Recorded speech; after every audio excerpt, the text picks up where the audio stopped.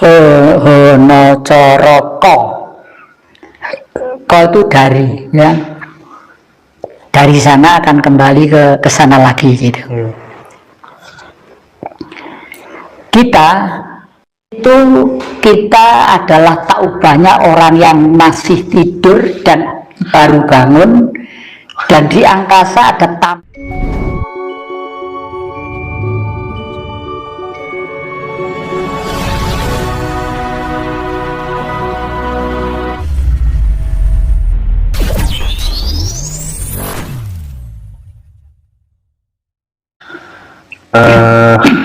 yang pertama yang jadi,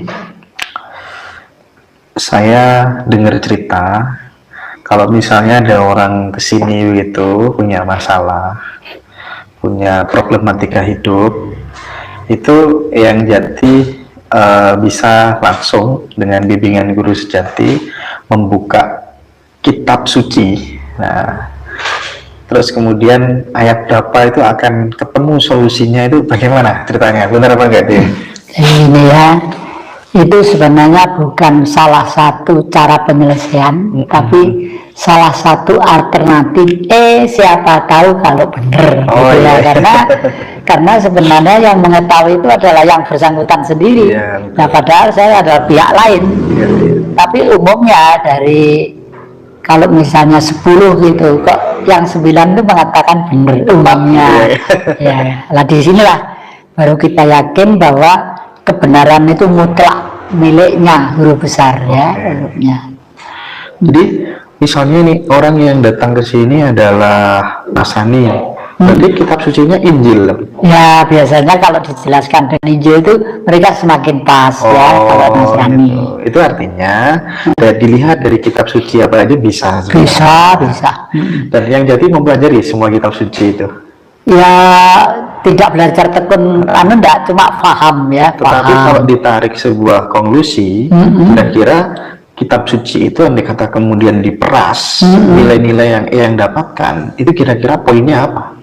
Semua kitab suci itu sama, dan semua kitab suci umumnya orang sekarang itu jarang yang memahami sebenar-benarnya. Misalnya ya, setiap kitab suci mengatakan itu di Taurat, di Zabur, di Injil, di Al-Quran ada, ya. Tetapi mereka tidak paham, bahkan buah keldi itu apa sejenis apel, apa sejenis sawo ketik, apa sejenis jambu. Tidak, itu buah keldi itu apa?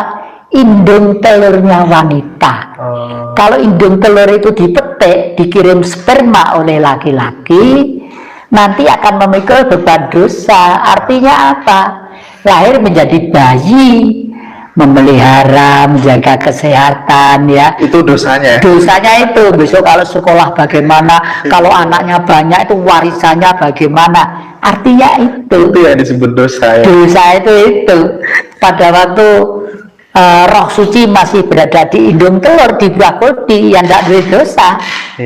Nah, makanya setelah dan kalau dipikir di sini ya sekarang kita ada agama, ya, ada kitab suci, ya. Dulu pada waktu dulu kan belum ada kitab suci.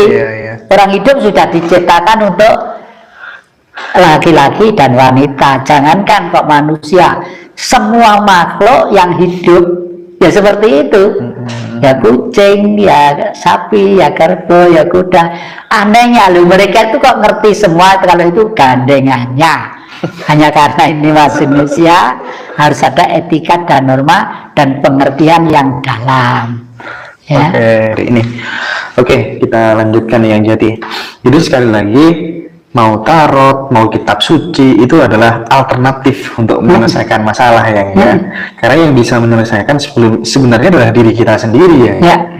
Kayak orang pontang-panting pergi ke paranormal sana, paranormal sini, itu justru malah nggak akan ketemu. Mencari guru sejati bisa nggak lewat paranormal? Ya, paranormal itu hanya memberi petunjuk, ya, tentang guru sejati. Mudah-mudahan petunjuknya itu benar, ya. Asal orang itu memberi petunjuk, tidak ada background pamrih yang bermacam-macam.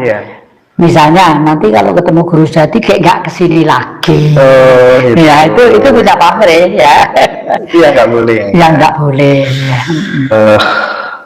Jadi untuk semua masalah itu sebenarnya orang ini sudah dibekali sama Tuhan, itu lengkap ya, yang lengkap, dan itu harus digali, dicari sendiri lewat hening, lewat semedi, atau lewat ibadah yang lainnya ya.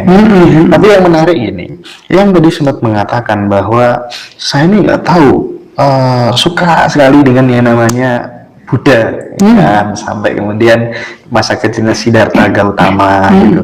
Saya ingin sedikit mengeksplor nilai-nilai yang ditemukan yang Jatikusumo terhadap perjalanan Siddhartha itu hingga sampai kemudian menjadi Buddha itu bagaimana ya?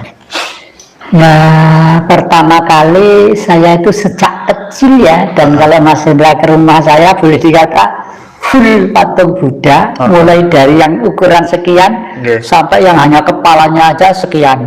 Jadi ada ya tuh, nggak tahu itu satu. Saya lihat wajahnya tuh ganteng gitu, dan kondisinya tuh tenang kayak untuk ketemu guru sejati tadi itu. Tenang dan hening. Tenang dan hening. Modal utama untuk ketemu guru. Ya, hening itu sudah menyangkut ke masalah perasaan, tenang itu fisik. Fisik harus tenang ya, supaya hening ya. Oleh karena itu hening harus tenang ya. Tenang supaya hening gitu ya. Hening itu sebenarnya dikata meneng. Meneng itu diam. Oleh karena itu kalau saya misalnya bertanya lalu begini, itu kelihatannya sepele, semua adik-adik begini, alah gini aja saya juga bisa. Tapi begitu saya gini, itu berusaha untuk mengenalkan diri saya. Tak, zero, nol. Meskipun ada bom, ada apa-apa, udah nggak mikir, Misalnya di sini kasih granat tuh hari itu nggak mikir. Itu mungkin yang kadang-kadang saya itu dianggap aneh. Misalnya pada waktu Hiruk Pikuk KLB di Surabaya, itu saya sendirian naik di depannya tank, naik ke tank, karena mereka membubarkan waktu itu KLB. Saya naik ke tank, dada saya taruh di dalamnya meriam, di depannya meriam, ayo lepaskan, kalau pengen Surabaya terbakar. Karena waktu itu saya sudah perintah mereka, kalau ada apa-apa buat saya, kita bakar Surabaya demi revolusi. Cuman yang ingin saya lihat bagaimana kemudian masa depan Indonesia ya, masa kini dan masa depannya itu seperti apa, nanti dilihat dari kartu tarot itu. Apabila kita ketika sudah tahu role-nya seperti ini, kita ada prepare nih, ada persiapan. Monggo yang Jati. Ini tanya tentang apa tadi? Kondisi masa depan Masa Indonesia depan kita ini. ya. Dulu sebenarnya pernah saya tanyakan ya, dengan tarot juga. Tapi karena adik-adik juga nanti dua biasanya. Dua saya tanyakan, satu cocok apa enggak, satu saya lihat secara manual ya. Boleh sampai atau mungkin 2024 2000 berapa? 2024 ya. Oke, 2024 ya. Ya, kalau tanya begini, ya Tuhan seluruh sekalian alam, Engkaulah yang maha sempurna dan Engkaulah yang maha tahu. Karena adik-adik kami ini bertanya tentang keberadaan bangsa kami, minimal sampai dengan tahun 2024 nanti. Atas perkenanmu, semoga leluhur memberi bimbingan terhadap pertanyaan kami, yang akan kami jawab lewat 3 metode.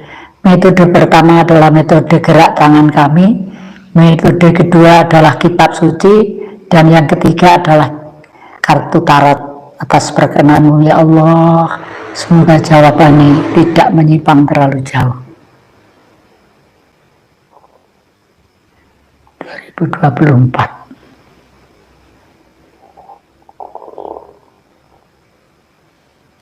Kita mulai positif, meskipun gremet ya, positif kalau begini lancar, tapi gini gremet pelan ya logis ya. Baru kena situasi yang macam-macam logis secara rasional lah. Sekarang saya cocokkan dengan Oke, kitab suci. siapa yang jati? Ya, berkenaan dengan pertanyaan kitab suci. Siapa yang jati? Ya, berkenaan dengan pertanyaan tadi itu, ya Allah, berilah gambaran kami lewat kitab suci ini untuk adik-adik kami dalam perjuangan hidupnya.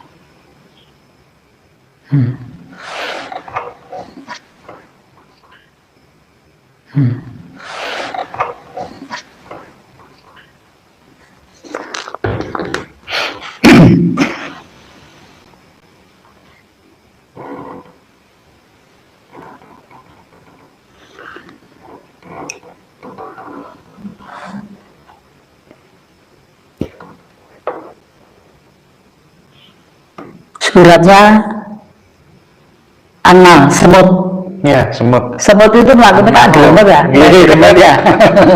Dan itu nanti mulai tahun 2024 kegotong royongan itu pelan-pelan akan terwujud kembali. Karena setelah menderita sekian lama itu ternyata butuh kegotong royongan. Semakin sadar nanti itu. Ayatnya akan langit dan bumi, dan yang menurunkan menurunkan air untukmu dari langit, lalu kami tumbuhkan dengan air itu kebun-kebun yang pemandangan indah yang kamu sekali-kali tidak mempunyai atau menumbuhkan pohon-pohonnya. Apakah di samping Allah ada Tuhan yang lain? Bahkan, nah ini menunjukkan bahwa nanti itu orang-orang mulai rajin lagi menanam pohon-pohon, mengingat banjir-banjir baru ini besar ya, cocok Pak ya, cocok. Dengan tangan saya tadi cocok. Nah sekarang dibuktikan dengan tarot, gitu ya, dengan tarot.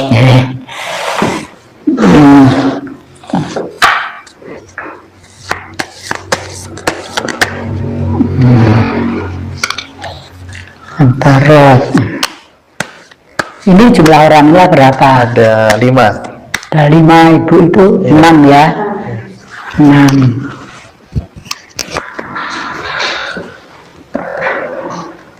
Nah, supaya nanti itu jawabannya real, sekarang dimulai dari yang termuda. Siapa di sini? Kamu Mas. Kamu ngambil satu di tengkurap sini ya, milih terserah tengkurap. Nah setelah itu siapa ya?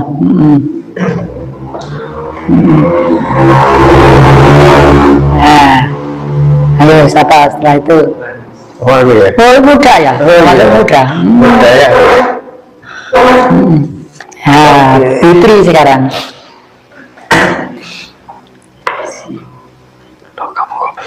Putri, nah sekarang 5 saya. 5 itu hukum Tuhan. Hukum Tuhan itu 5. Hono coroko. Ko itu dari, ya. Dari sana akan kembali ke sana lagi gitu.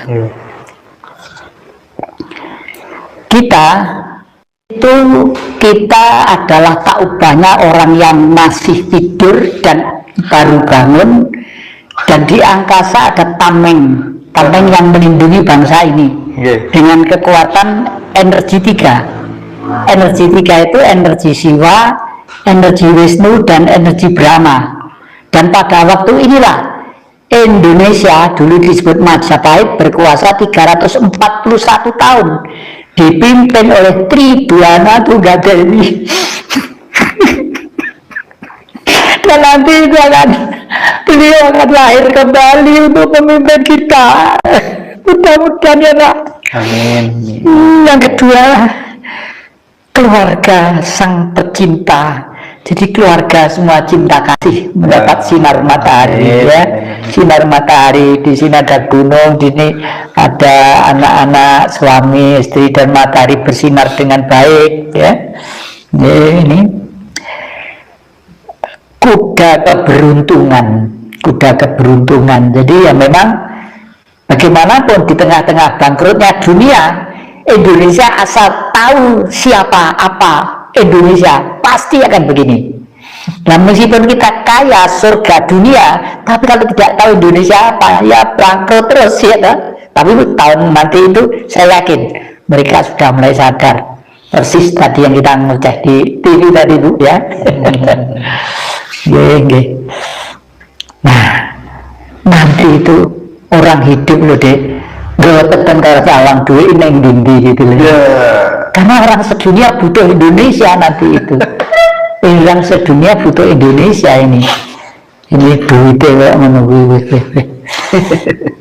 Waduh, ini percaya enggak? Ratu tongkat.